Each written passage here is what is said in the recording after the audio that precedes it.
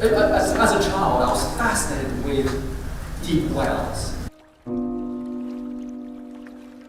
Deep, dark, cold, merciless, all stemmed from a simple fable my father, my humble father, uneducated father, have told us when I was young. Little frog was born in a well, which he never knew anything other than his little environment. Until one day he met this land frog. The land frog told him what was up in the real world. From that moment onwards, he desperately tried to escape that fate he was born into. But for me, upon hearing that story, made me even more stubborn. And from that moment onwards, I wanted desperately to escape the fate I was born into, and I wanted to do something special with my life.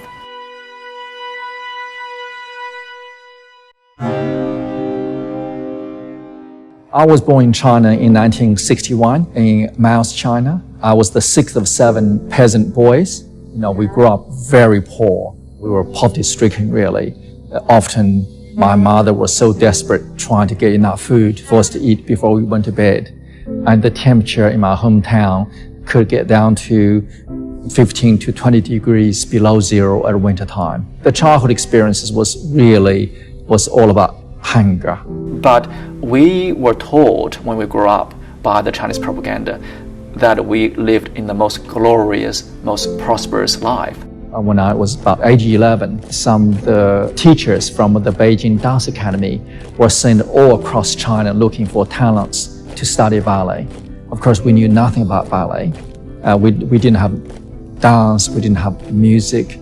Our life struggles was so far removed from those kind of entertainment type of art forms in China then. The shows, the dances, the musics we had at that time during Cultural Revolution, it is focused on promoting Communist Party. They went through millions of kids across China. And they selected 44. So I was one of the lucky 44 kids being chosen. So that moment changed my entire life. Just turning 11. That day started this enchanted, amazing journey. Even though I did not know about ballet, but one thing I knew from that moment onwards, I could have enough food to eat. And perhaps a chance for me to do good in whatever I did. Be able to come back, help the rest of my family. To be able to get them out of that deep well. So we started from 5:30 in the morning to 9 o'clock at night. 6 days a week we trained. Once I fell in love with ballet, that was the moment I was really willing to work hard. So I would get myself up at 5 o'clock in the morning, often earlier, when the others are still deep asleep. I would strap heavy sandbags on both my ankles. I hop one leg up and down on 4 levels of stairs, trying to give myself that strength in my legs to jump.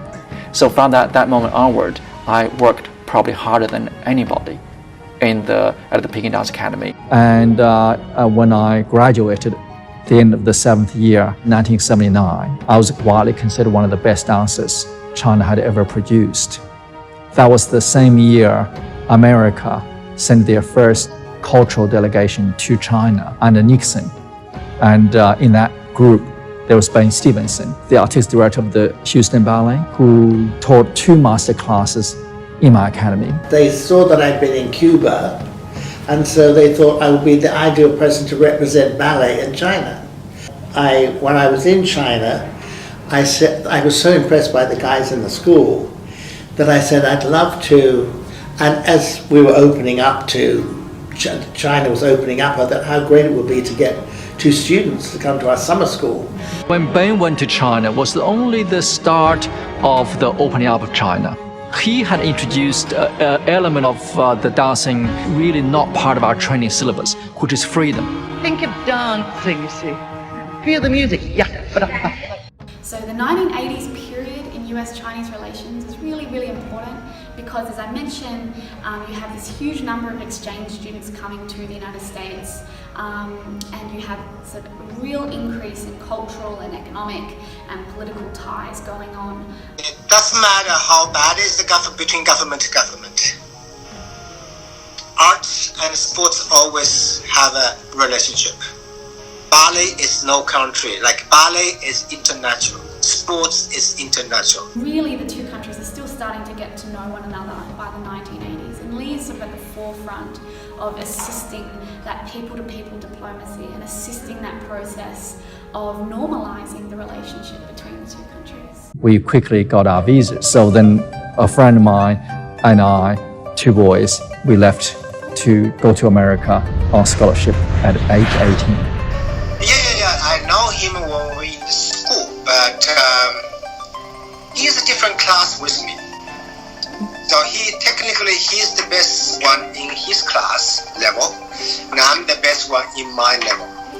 So that's what I understand. Like he been chosen and I've been chosen. And when they arrived, the company loved them because it was such a novel thing too, because they didn't speak any English. And what they did know, what words Lee knew from his Chinese English dictionary was so funny. Like he'd say things like "upon my soul" and all that. So he had some funny expressions there. That time, English, I don't know. God knows what that language is. I think what shocked me the most was the degree of the freedom people lived in their lives and the opportunities for them to do whatever they wanted to.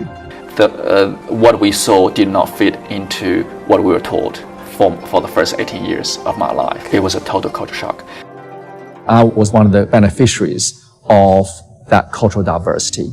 And for a Chinese person from the Eastern world, standing on the Western stages, standing tall and proud to dance the Prince in Swan Lake, which is a Western story, and to be viewed as one of the top international ballet dancers, not because the shape of my face, not because my color skin's olive, is because what I've achieved in the art form. Everybody should have that opportunity, should have a chance.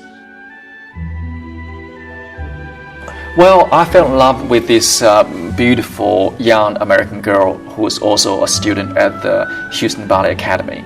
And she was my first love, which was just so beautiful. And for the very first time in my life, I felt I could love somebody freely and being loved freely.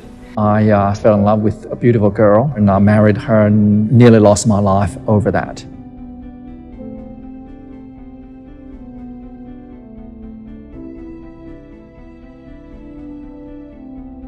I have gone into the Chinese consulate in Houston explaining about my decision to stay in America a little bit longer with my wife.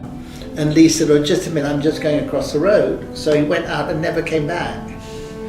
So I thought, what happened? And then this person called me and said, "I'm a lawyer, and Lee has got me to, Lee's got here, and he's not going back to China." And so I said, "I can't believe it." I was held against my will, being locked up inside the Chinese consulate in Houston for over 21 hours. When the 4 highly trained Chinese guards dragged me away, I truly thought that was the end of my life.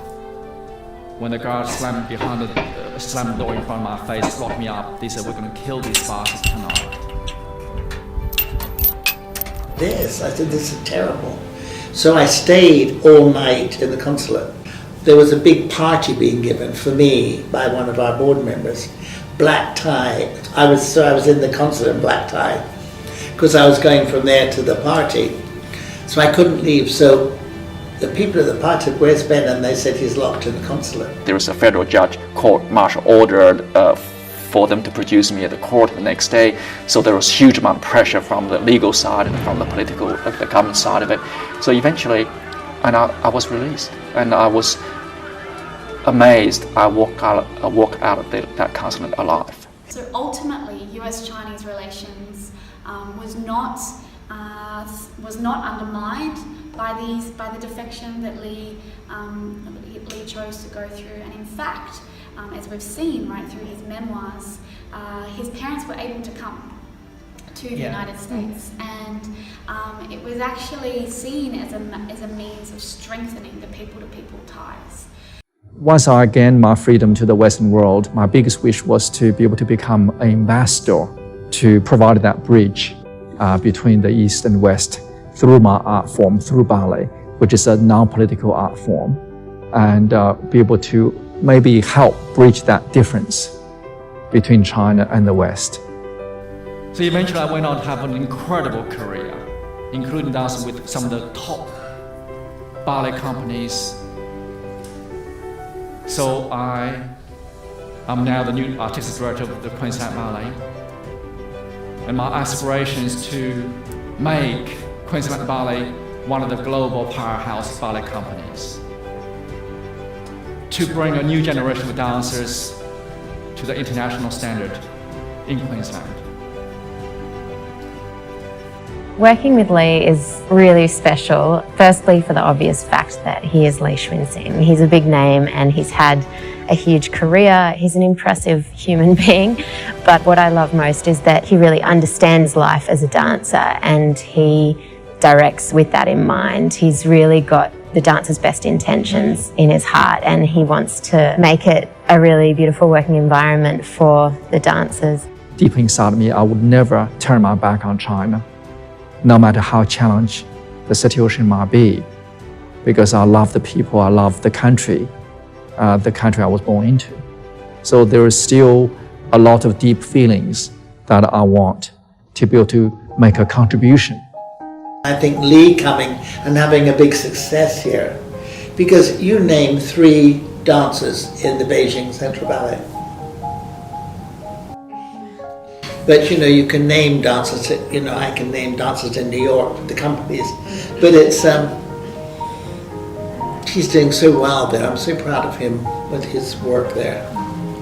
I believe for my company, for any company, that gender diversity, that multinational diversity, cultural diversity is very important, because everybody has something to contribute from their own cultures, their own cultural experiences and background. Our lives are enriched because of that. And then because they become better people, better artists, the impact they will be able to project on stage for the audience is become that much more powerful. I want to make a difference in our dancers' lives, in the new generation of aspiring ballerinas and dancers' lives. But also I'm inspired to make a difference to our society through this beautiful art form. What really keeps me smiling and excited is when I realize the art form brings happiness, change people's lives. That's where I think it's all worth it. All the challenges, all the heartbreaking moments that I experience would just all seems, that's why I'm still here. That's why I should keep on smiling, because the end product, the end result is so special.